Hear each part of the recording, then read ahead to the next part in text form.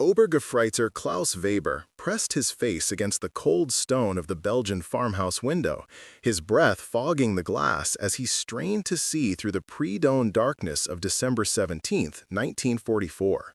The 26-year-old machine gunner had been defending this sector near Bastogne for 3 days, and something felt different about this morning. The usual Allied reconnaissance flights were absent. The artillery had gone silent. Even the American radio chatter his unit had been intercepting had mysteriously ceased 12 hours ago. Before we jump back in, tell us where you're tuning in from, and if this story touches you, make sure you're subscribed, because tomorrow I've saved something extra special for you. What Weber witnessed next would shatter everything he thought he knew about airborne warfare. At exactly 0547 hours, the sky above the Ardennes forest erupted with the thunder of aircraft engines. But these weren't the high-altitude bombers Weber expected. Through his field glasses, he watched in horror as massive C-47 transport planes screamed overhead at what appeared to be treetop level, their bellies so low he could see the rivets on their fuselage.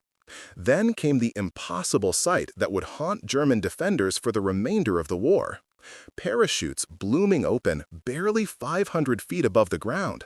American paratroopers descending like deadly rain with almost no time for defensive fire.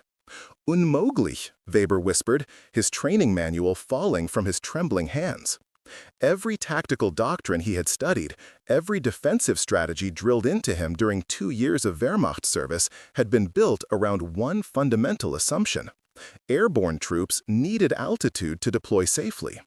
Paratroopers jumped at 1,200 feet minimum, giving defenders precious minutes to organize, aim, and eliminate them during their vulnerable descent. These Americans were landing within seconds of leaving their aircraft.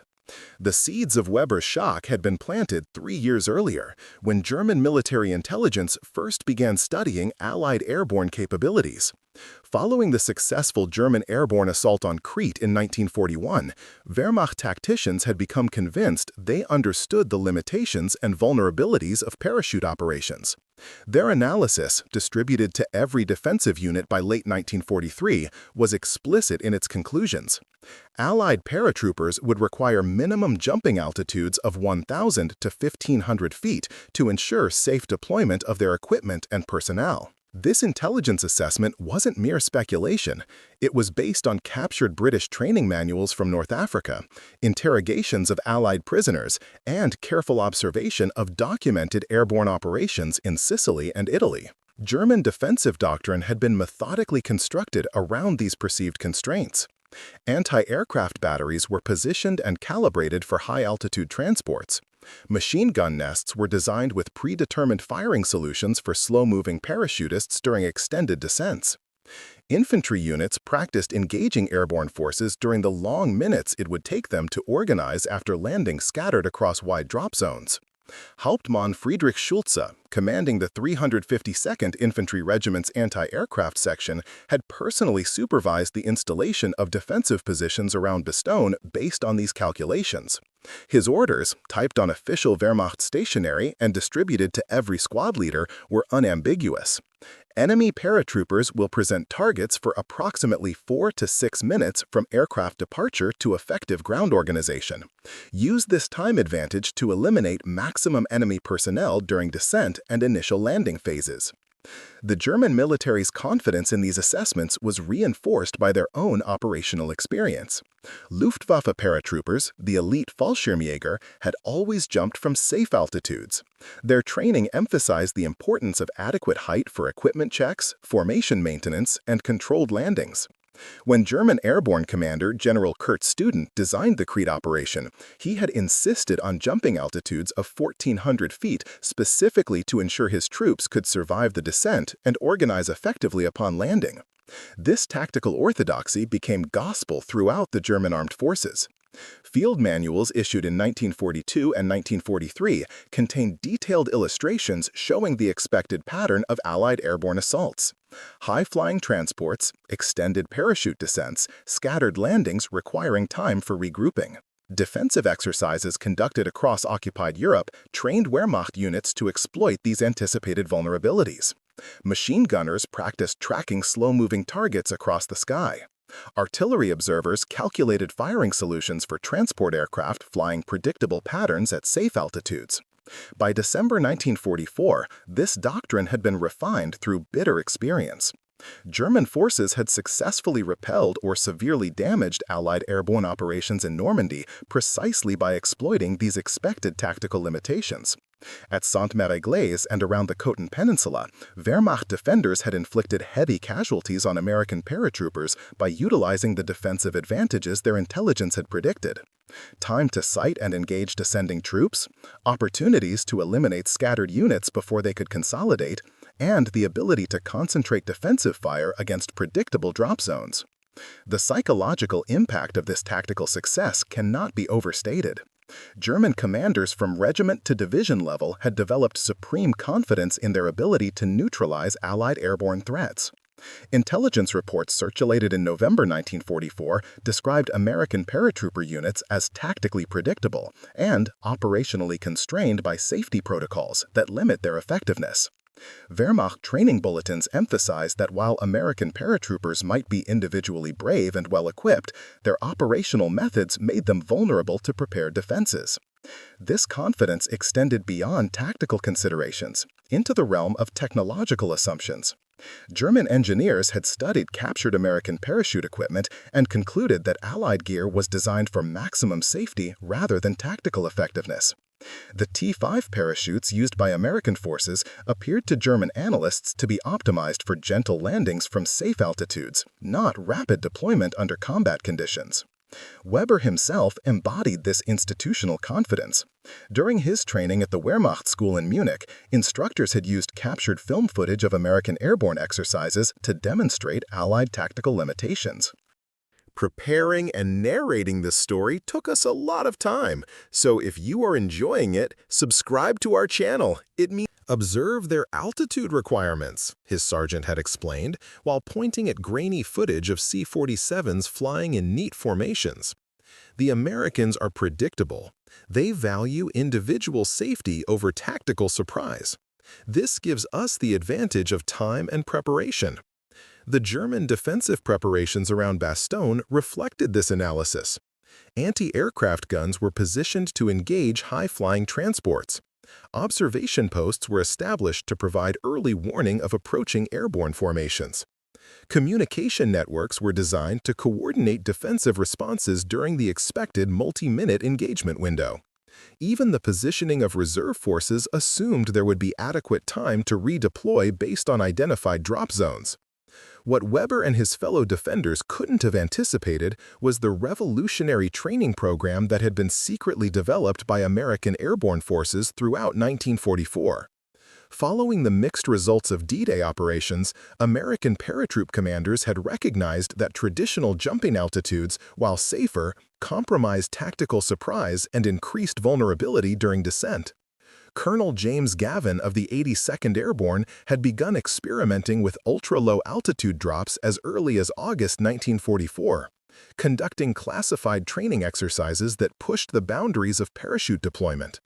The development of these techniques had been driven by hard-learned lessons from Normandy. American after-action reports from June 1944 revealed that many casualties occurred not during the initial jump but during the extended descent, when paratroopers became easy targets for German ground fire.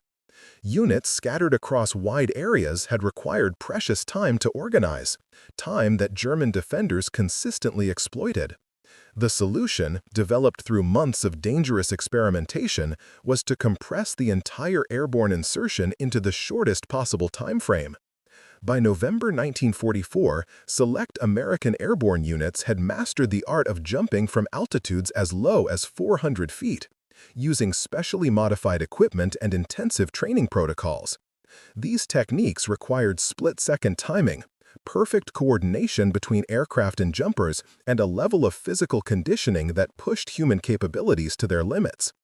The training was so dangerous that it was conducted in complete secrecy, with even Allied intelligence services unaware of these new capabilities.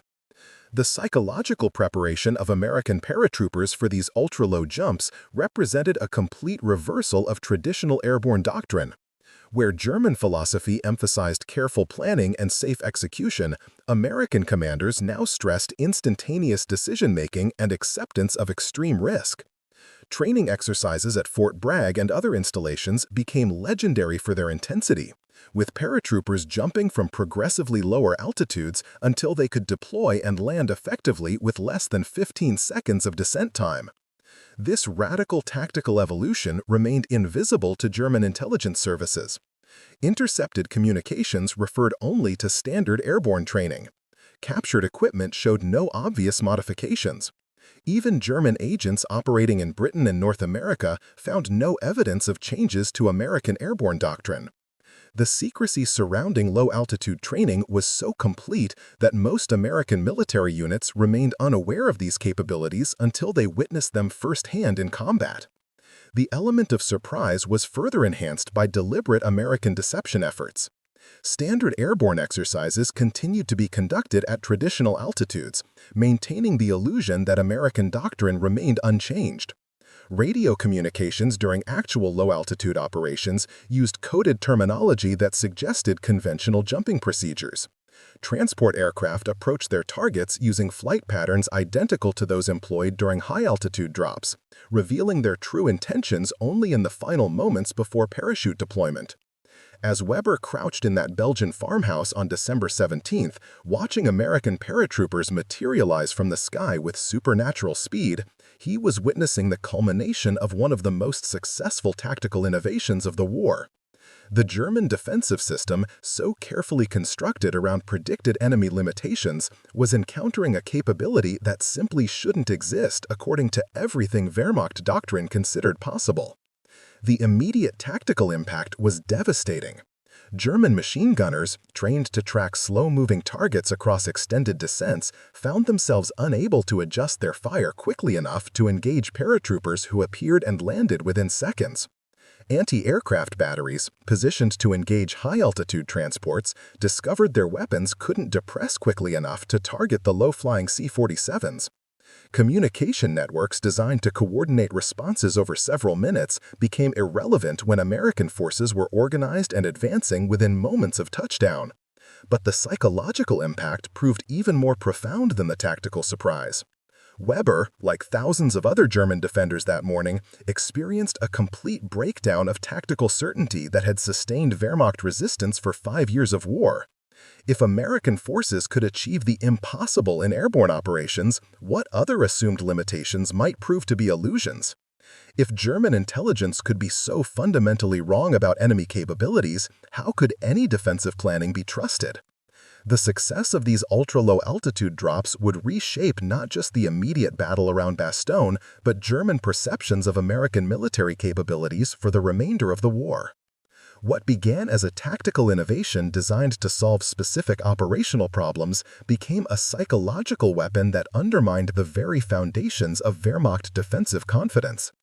The first documented German account of these revolutionary American tactics came from Lieutenant Hans Bergmann, a forward observer with the 116th Panzer Division who witnessed the initial wave of ultra-low drops near Malmedy on December 18th. His field report, transmitted to division headquarters at 6:30 hours, described an encounter that defied every tactical manual in the Wehrmacht arsenal. American transport aircraft had approached his position flying so low that he could see individual crew members through the cockpit windows. The subsequent parachute deployment occurred with such speed that his spotting team had no opportunity to call in artillery strikes before American forces were already advancing toward their positions. Bergmann's report triggered a cascade of similar accounts across the German defensive network. At Hofalais, Oberlieutenant Werner Kruk reported American paratroopers landing within 200 meters of his command post before his sentries could even sound the alarm. Near St. Vith, Hauptmann Ernst Müller described watching helplessly as an entire American airborne company materialized behind his defensive line, having jumped from altitudes so low that their aircraft were invisible until the moment of deployment. These reports, initially dismissed by higher command as combat stress or exaggeration, began forming a pattern that German intelligence could no longer ignore. The tactical implications of these ultra-low drops became apparent during the first engagements. Traditional Wehrmacht defensive doctrine relied heavily on predetermined fields of fire calculated for specific approach routes and timing. Machine gun positions were sited to cover likely avenues of advance, with interlocking fire zones designed to catch enemy forces during predictable movement patterns. Artillery was pre-registered on anticipated landing zones, ready to deliver devastating barrages against scattered airborne units attempting to organize after landing. None of these carefully planned defenses proved effective against forces that could appear behind defensive lines within seconds of aircraft passage. The case of Feldwebel Anton Richter's heavy weapons squad illustrates the complete breakdown of conventional defensive tactics. Positioned on a ridge overlooking the Orth-Rever Valley, Richter's team had established perfect fields of fire covering all likely drop zones within a 3-kilometer radius. Their MG-42 machine gun was zeroed for ranges between 800 and 1,200 meters, with ammunition carefully distributed to maximize effectiveness against slow-moving parachute targets. When American C-47s appeared over the valley on December 19th, Richter's gunners confidently prepared to engage what they expected to be a textbook airborne assault. Instead, they watched in stunned disbelief as paratroopers deployed and landed within 300 meters of their position, completely inside their minimum engagement range. By the time Richter's squad could reposition their weapon and acquire targets, American forces were already advancing up the slope with coordinated fire and movement tactics that indicated immediate tactical organization upon landing. Similar tactical failures cascaded throughout the German defensive network. Mortar teams found their pre-plotted coordinates useless when enemy forces appeared in locations that shouldn't have been accessible to airborne assault. Artillery observers discovered that their communication protocols, designed for extended engagement sequences, couldn't adapt quickly enough to coordinate fires against rapidly moving targets. Even basic infantry tactics proved inadequate when facing opponents who achieved tactical surprise through methods that violated fundamental assumptions about airborne capabilities. The psychological impact on German defenders proved as significant as the tactical disruption. Gefreiter Ludwig Hoffmann, a veteran of 3 years' combat on the Eastern Front, later described his reaction to witnessing these impossible jumps as a complete loss of tactical confidence. Everything he had learned about combat, every defensive technique that had kept him alive through dozens of engagements, suddenly seemed irrelevant when facing an enemy that could appear anywhere without warning. This psychological breakdown extended beyond individual soldiers to affect entire units. The 352nd Volksgrenadier Division, tasked with holding the northern approaches to Bastogne, began reporting widespread defensive failures that couldn't be attributed to superior enemy numbers or firepower. German commanders found their units abandoning carefully prepared positions not because they were overrun, but because soldiers lost confidence in their ability to predict or counter American tactical methods. Intelligence reports from this period reveal the extent of German confusion about these new American capabilities. Oberst Heinrich Weber, intelligence officer for Army Group B, compiled a series of after-action reports attempting to understand what German forces were encountering. His analysis, distributed to corps and division commanders on December 22, concluded that American airborne forces had somehow developed parachute equipment that allowed for safe deployment at altitudes previously considered impossible. Weber's assessment included technical speculation about potential American innovations in parachute design, aircraft modifications, or training methods that might explain these observations. German engineers were tasked with analyzing captured American equipment for evidence of technological advances that could account for ultra-low altitude capabilities. Luftwaffe pilots were ordered to conduct reconnaissance flights to observe American airborne training exercises, hoping to identify the source of these tactical improvements. The search for technical explanations reflected a broader German unwillingness to accept that their fundamental assumptions about airborne warfare had been completely wrong. Rather than acknowledging that American forces had achieved tactical innovation through training and doctrine rather than technology, German analysts continued seeking equipment-based solutions to explain capabilities that challenged their worldview. This technological focus led to increasingly desperate attempts to counter what German commanders perceived as American technical superiority. Anti-aircraft units were repositioned to engage lower-altitude targets, but found their weapon systems ineffective against aircraft flying below their minimum engagement parameters. New defensive tactics were developed, emphasizing rapid response to airborne insertion, but these proved inadequate when response times were measured in seconds rather than minutes. The failure of these countermeasures further reinforced German perceptions that they were facing not just tactical innovation, but technological capabilities beyond their ability to match or counter.